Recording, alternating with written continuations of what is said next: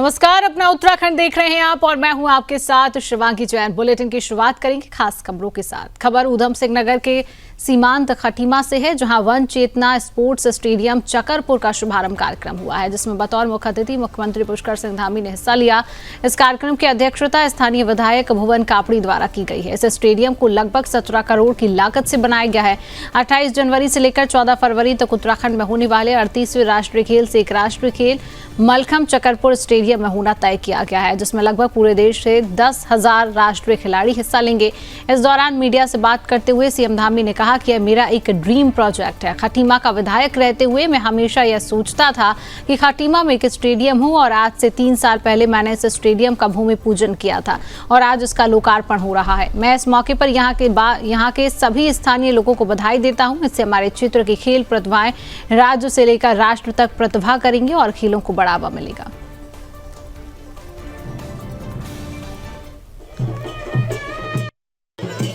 हमारे लिए बहुत अवसर है कि हमको पानी का अवसर मिला है। हम पूरी तरह से तैयार हैं। हमारी तैयारियां अंतिम चरण पर हैं और 28 तारीख आने से पहले सभी तैयारियां पूरी हो जाएंगी। ये प्रतियोगिता प्रारंभ होगी और इस प्रतियोगिता के आयोजन से हमारे प्रदेश के खिलाड़ियों को एक प्रोत्साहन होगा। पूरे प्रदेशवासियों के लिए एक बड़ा अवसर होगा कि हम देश के 10,000 से भी ज़्यादा खिलाड़ियों का अपने देवभूमि में स्वागत करेंगे। तो खटीमा वासियों को सीएम पुष्कर सिंह धामी ने सौगात दी है। उत्तराखंड की खेल प्रतिभाओं को एक बड़ा मंच मिला है, जिसमें सीएम पुष्कर सिंह धामी वहां पर पहुंचे। चकरपुर स्टेडियम का लोकार्पण करते हुए सीएम पुष्कर सिंह धामी नजर आए और प्रदेश में खिलाड़ियों को इससे बढ़ावा मिलेगा। सीएम पुष्कर सिंह धामी का कहना है कि प्रदेश में जो खिलाड़ी हैं उनको कहीं ना कहीं बढ़ावा मिलेगा। मलखंभ करते हुए युवा जो है वहां पर अपनी प्रतिभा का प्रदर्शन करते हुए नजर आए और इस कार्यक्रम का जो शुभारंभ सीएम पुष्कर सिंह धामी की तरफ से किया गया। चकरपुर स्टेडियम का लोकार्पण किया गया और इस लोकार्पण कार्यक्रम में सीएम पुष्कर सिंह धामी ने शिरकत की। सीएम पुष्कर सिंह धामी ने वहां की जनता को संबोधित करते हुए भी नजर आए और कहीं ना कहीं युवाओं का हौसला बढ़ाते हुए भी नजर आए और कहा कि उत्तराखंड में जो खेल की प्रतिभाएं हैं उनको एक बड़ा मंच यहां पर मिल रहा है। और सीधा रुख करेंगे अयोध्या की ओर, जहां पर उत्तर प्रदेश के मुख्यमंत्री योगी आदित्यनाथ पहुंच चुके हैं। भगवान श्री राम लला की आरती करते हुए सीएम योगी आदित्यनाथ नजर आ रहे हैं।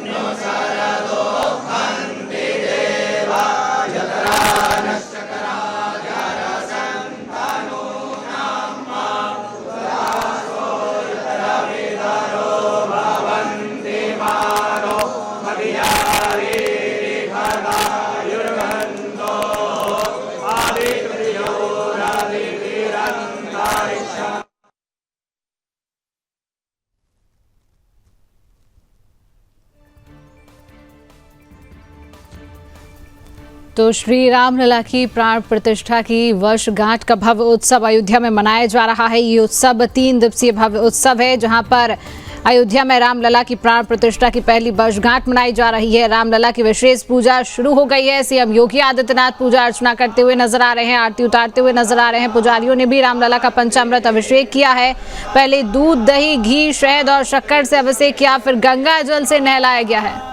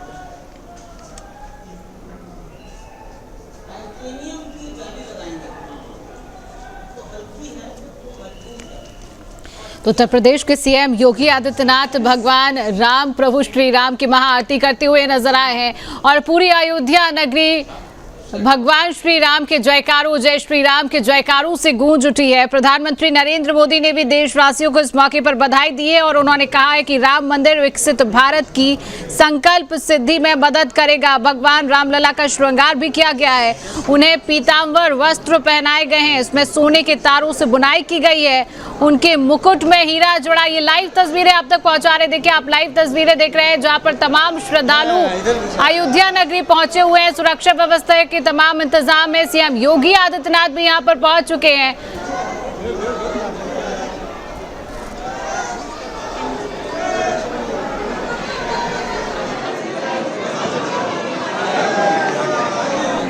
कि दर्शन के बाद सीएम योगी आदित्यनाथ साधु संतों से मुलाकात करते हुए नजर आ रहे हैं। ये लाइव तस्वीरें आप देख रहे हैं जहां पर सीएम योगी आदित्यनाथ साधु संतों से मुलाकात कर रहे हैं। प्रभु श्री राम के दिव्य मंदिर की ये तस्वीरें, प्राण प्रतिष्ठा की आज वर्षगांठ मनाई जा रही है। 3 दिवसीय ये कार्यक्रम भव्य उत्सव माहौल है, एक अलग ही हर्षोल्लास और जय श्री राम के नारों से गूंज उठा है भव्य मंदिर। आप तस्वीरें लगातार देख रहे हैं। सीएम योगी आदित्यनाथ साधु संतों से मुलाकात करते हुए नजर आए, महाआरती भी उन्होंने की।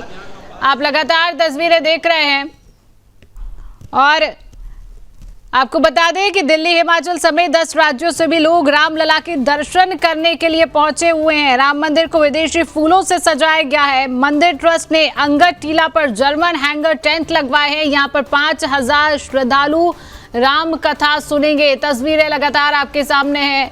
उत्तर प्रदेश के मुख्यमंत्री योगी आदित्यनाथ अयोध्या नगरी पहुंच चुके हैं, प्रभु श्री राम की नगरी पहुंच चुके हैं और ये भव्य तस्वीरें, ये लाइव तस्वीरें सुदर्शन न्यूज आप तक पहुंचा रहा है, जहां पर सीएम योगी आदित्यनाथ मौजूद हैं।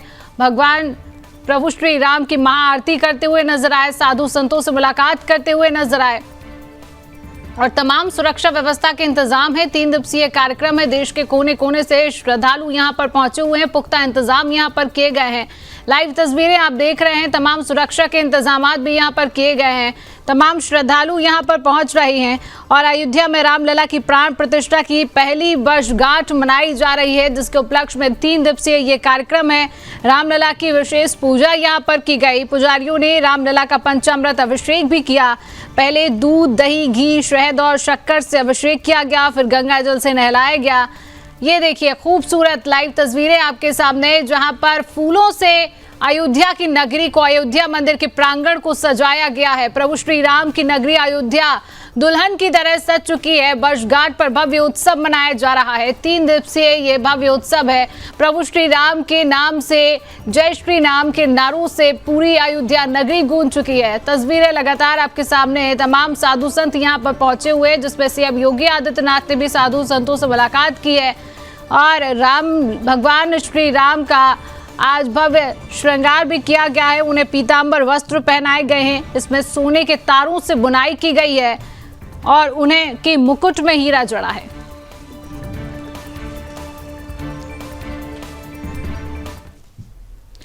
बीजेपी मुख्यालय देहरादून में आज चुनाव प्रबंधन समिति की बैठक आयोजित की गई है। बैठक में निकाय चुनाव की रणनीति पर चर्चा की गई। इसके साथ ही चुनावी मैदान में उतरे बागियों पर कार्रवाई को लेकर भी निर्णय लिया गया है। बैठक के संबंध में बताते हुए भाजपा प्रदेश अध्यक्ष ने कहा कि चुनावी कार्यक्रमों की श्रृंखला पर चर्चा की गई है, जिसमें सोशल मीडिया मैनेजमेंट, प्रचार प्रसार के लिए बनी टोली के कार्यक्रमों पर चर्चा की गई।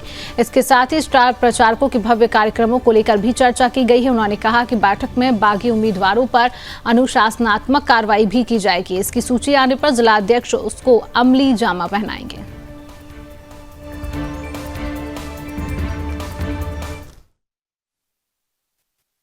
देखिए, आज चुनाव प्रबंधन समिति की बैठक थी और जो प्रबंधन समिति की बैठक में हमने चुनाव के अभी तक के कार्यक्रमों की श्रृंखला पर पूरी चर्चा की है।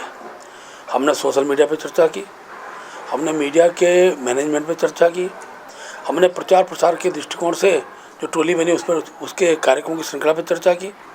हमने आगामी दिनों के अंदर जो हमारा स्टार प्रचारक है, स्टार प्रचारकों के जो कार्यक्रम बनने हैं उस पर भी भव्यतम कार्यक्रम का स्वरूप दिखाई दे, उस प्रकार की चर्चा की। इसके साथ साथ पार्टी के खिलाफ चुनाव लड़ने वाले प्रत्यक्ष कार्यकर्ता या उनके परिवार का सदस्य, खासतौर पर उनकी पत्नी है, माता हैं, पिता हैं, ऐसे लोगों को हम तत्काल पार्टी से निष्कासित कर रहे हैं और हमने वो सूची मंगाई है जिलाध्यक्षों के द्वारा और जिलाध्यक्षों ही उन निष्कासन को अमली जामा पहनाएंगे। और हमने बहुत समय दिया ये अपेक्षा के साथ कि देर सवेर कार्यकर्ता चीज़ों को समझे, पार्टी प्रत्यक्ष में खड़ा हो, लेकिन क्योंकि समय की एक सीमा होती है और आज और कल के अंदर ऐसे जो भी पार्टी के प्रत्याशी के खिलाफ लड़ा उनको पार्टी से बाहर कर दिया जाएगा।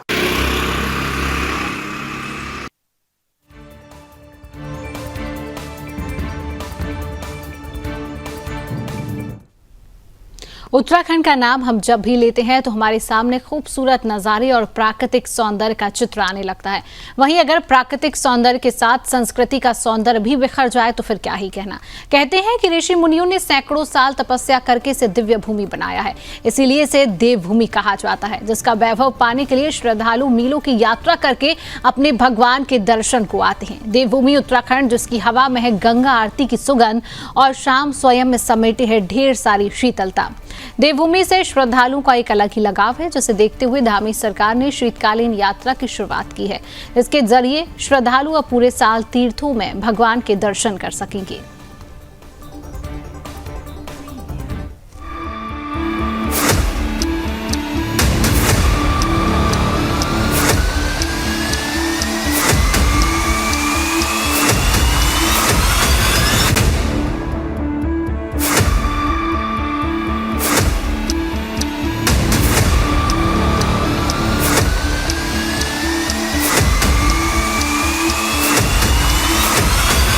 उत्तराखंड सीएम का श्रद्धालुओं को तोहफा, शीतकालीन यात्रा की ऐतिहासिक शुरुआत। यात्रा से सुख का प्रचार, प्रदेश में बढ़ा व्यापार, श्रद्धालुओं से लेकर व्यापारियों तक खुशी की लहर। उत्तराखंड में शीतकालीन चारधाम यात्रा अब श्रद्धालुओं के बीच एक प्रमुख आकर्षण का केंद्र बन गई है। 8 दिसंबर को मुख्यमंत्री पुष्कर सिंह धामी ने इस यात्रा के कार्यक्रम की शुरुआत की और राज्य सरकार ने इसे सफल बनाने के लिए कई महत्वपूर्ण व्यवस्थाओं को सुनिश्चित किया है। उत्तराखंड में भीषण ठंड के बावजूद श्रद्धालुओं का जोश और उत्साह ठंड की परवाह किए बिना बढ़ता जा रहा है। अब तक 18,000 से ज्यादा श्रद्धालु शीतकालीन गद्दी स्थलों में पूजा अर्चना कर चुके हैं। ये आंकड़ा ये बताता है कि चार धाम के कपाट बंद होने के बाद भी भक्तों की संख्या में कमी नहीं आई है। इस समय शीतकाल में बद्रीनाथ, केदारनाथ, गंगोत्री और यमुनोत्री के गद्दी स्थलों में पूजा की जा रही है, जिससे श्रद्धालुओं को आध्यात्मिक शांति प्राप्त हो रही है। कि जो हमारा शीतकालीन यात्रा प्रारंभ हो रही है वो शीतकालीन यात्रा सफल हो, सबका उसमें सहयोग मिले, आने वाले हमारे सभी श्रद्धालु, तीर्थयात्री, पर्यटक, उनकी यात्रा भी सुगम हो। जिस उद्देश्य के लिए वो यात्रा कर रहे हैं उनके उद्देश्य उनको प्राप्त हों, भगवान की उनको कृपा बने रहे। और उस निमित्त हम लगातार प्रयास कर रहे हैं कि शीतकालीन प्रवास के दृष्टि से हर सुविधा जो यहाँ हो सकती है वो हम करें, क्योंकि भगवान की बड़ी कृपा है। यहाँ पर जहाँ हमारा अखंड हिमालय है, हमारे ग्लेशियर हैं, वनों से आच्छादित है, पर्वतों से आच्छादित है, नदियों से आच्छादित है, और सूर्य भगवान की भी 12 महीने लगातार कृपा बनी रहती है। जहाँ आज अनेक स्थानों पर धुंध होती है, कोहरा होता है, लेकिन यहाँ पर पूरी तरह से सूर्य भगवान हम सबको जो है अपनी दृष्टि दे रहे हैं। तो मैं सभी से आह्वान करता हूँ कि आएँ उत्तराखंड और हमारे इन सभी क्षेत्रों को देखें। यहाँ पर भगवान भी विराजमान हैं, देव स्थान भी हैं। पहले सभी श्रद्धालु सिर्फ गर्मियों में ही दर्शन के लिए जाते थे, लेकिन अब राज्य सरकार चार धाम के शीतकालीन प्रवास स्थल का भी लगातार प्रचार प्रसार कर श्रद्धालुओं को आमंत्रित कर रही है।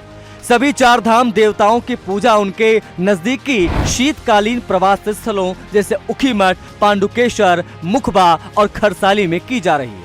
इन स्थानों में केदारनाथ, बद्रीनाथ, गंगोत्री और यमुनोत्री के देवता शामिल हैं, जिनमें सबसे पहले आता है ऊखीमठ। चोपता से पहले छोटा सा गांव है ऊखीमठ। केदारनाथ के शीतकालीन निवास के रूप में है प्रसिद्ध।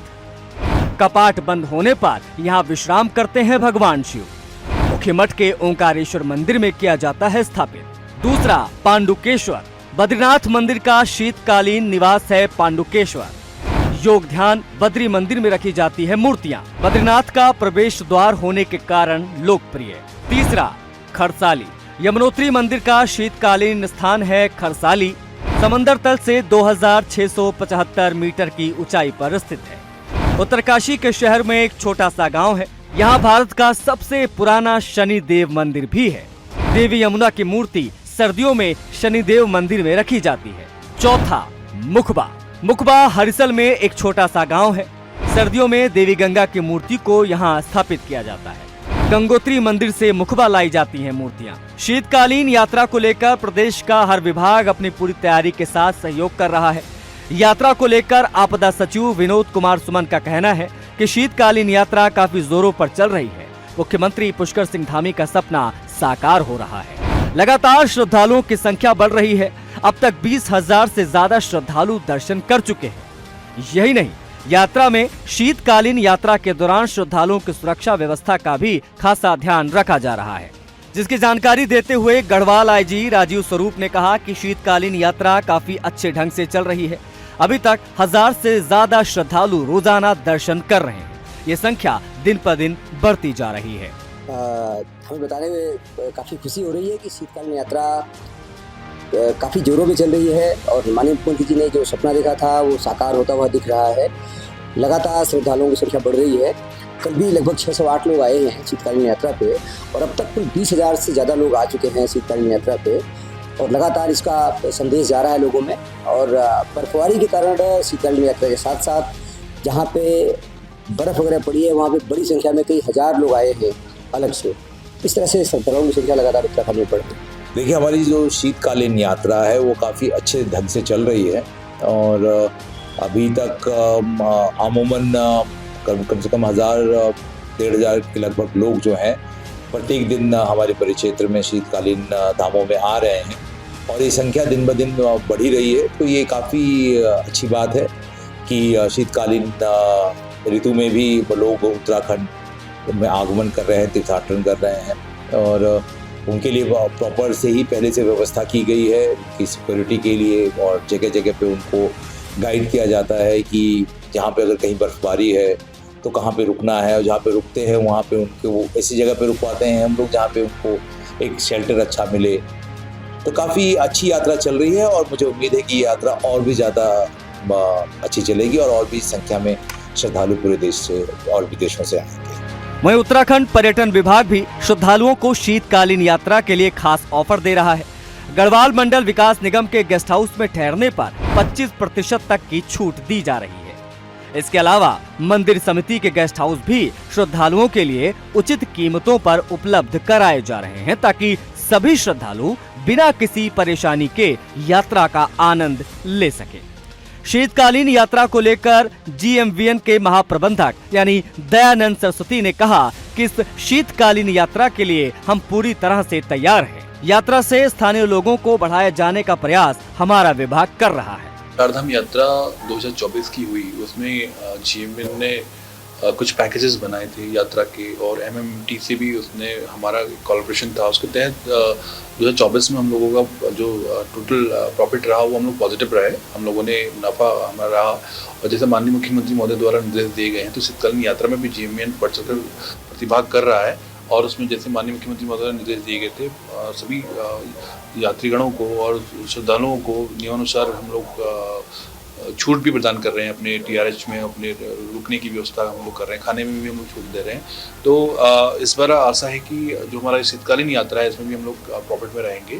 तो कुल मिला के साल भर GMVN एक्टिवेट अपने सभी TRH को कर रहा है और अभी हम लोगों ने शीतकाल में भी कुछ पैकेजेस बनाए हैं जिसमें हम लोगों ने जो यात्रा के में पड़ने वाले जितने भी TRH हैं उनको भी हमने इंक्लूड किया गया है। उसमें हम लोगों ने अन्य यात्रा के साथ साथ हम लोगों ने एडवेंचर टूरिज्म को भी उसमें वो किया गया है। तो अभी हम लोग का प्लान है कि हम लोग ज़्यादा से ज़्यादा लोगों को इसमें इन्वॉल्व करें और ऐसा एक अनुभव दें लोगों को जिससे कि GMVN को काफ़ी एक अच्छा कवरेज मिले। शीतकालीन यात्रा का प्रचार प्रसार करने के लिए CM धामी ने प्रधानमंत्री मोदी को भी निमंत्रण दिया है। अपने दिल्ली दौरे पर गए CM धामी ने PM को यात्रा का निमंत्रण दिया था। PM मोदी फरवरी में शीतकालीन यात्रा का दौरा कर सकते हैं। उत्तराखंड में 25 साल बाद शुरू हुई शीतकालीन यात्रा में श्रद्धालुओं को सुगम और सुरक्षित यात्रा कराने का जो संकल्प मुख्यमंत्री ने लिया है, उसी का परिणाम है कि शीतकालीन यात्रा में श्रद्धालुओं का सैलाब उमड़ रहा है, जो कि प्रदेश की आर्थिकी को बेहतर करने में मील का पत्थर साबित हो रहा है। Bureau report, Sudarshan news.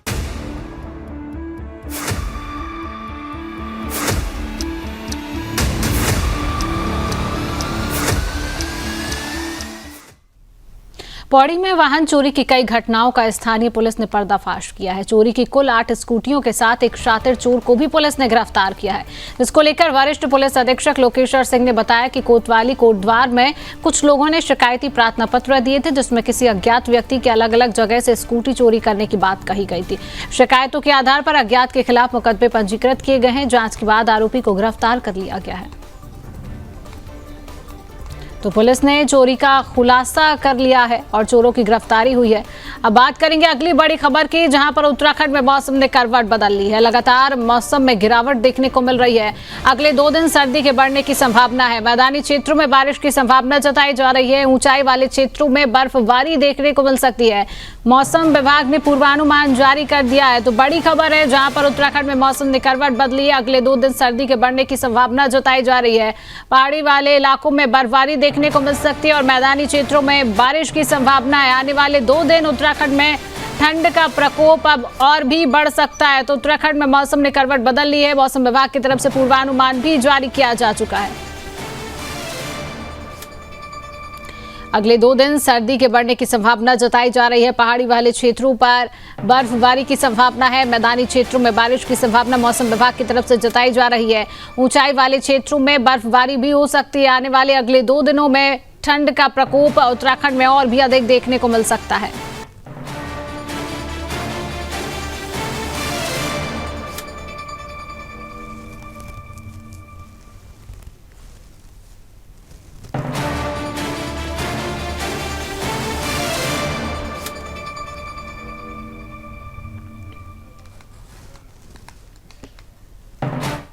Pauri में वाहन चोरी की कई घटनाओं का स्थानीय पुलिस ने पर्दाफाश किया है। चोरी की कुल 8 स्कूटियों के साथ एक शातिर चोर को भी पुलिस ने गिरफ्तार किया, जिसको लेकर वरिष्ठ पुलिस अधीक्षक लोकेश्वर सिंह ने बताया कि कोतवाली कोटद्वार में कुछ लोगों ने शिकायती प्रार्थना पत्र दिए थे, जिसमें किसी अज्ञात व्यक्ति के अलग अलग जगह से स्कूटी चोरी करने की बात कही गई थी। शिकायतों के आधार पर अज्ञात के खिलाफ मुकदमे पंजीकृत किए गए।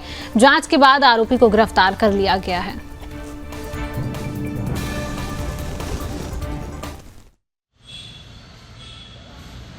जनपद में वाहन चोरी की घटनाओं का संज्ञान लेते हुए व कार्रवाई करते हुए हमारी टीम्स के द्वारा एक अभियुक्त को गिरफ्तार किया गया है। जनपद में ये शिकायत बार बार प्राप्त हो रही थी कि किसी गैंग के द्वारा दोपहिया वाहनों की चोरी की जा रही है, जिसमें हमारे द्वारा 7 मुकदमे पंजीकृत किए गए। हमारी टीम्स के द्वारा इन्वेस्टिगेशन में ये पाया गया कि एक अभियुक्त है जो कि पूर्व में भी चोरियां करता रहा है, जिसके द्वारा अब पुनः दोपहिया वाहनों की चोरी की जा रही है। उक्त अभियुक्त से कुल 8 वाहनों की रिकवरी की गई है। इस अभियुक्त के विरुद्ध पूर्व में भी वाहन चोरी के मुकदमे पंजीकृत हैं। ये जनपद के कोटद्वार क्षेत्र व अन्य जनपदों में भी चोरी की घटनाएं करता हुआ पाया गया है। आज इस अभियुक्त को गिरफ्तार करते हुए माननीय न्यायालय में पेश किया जा रहा है।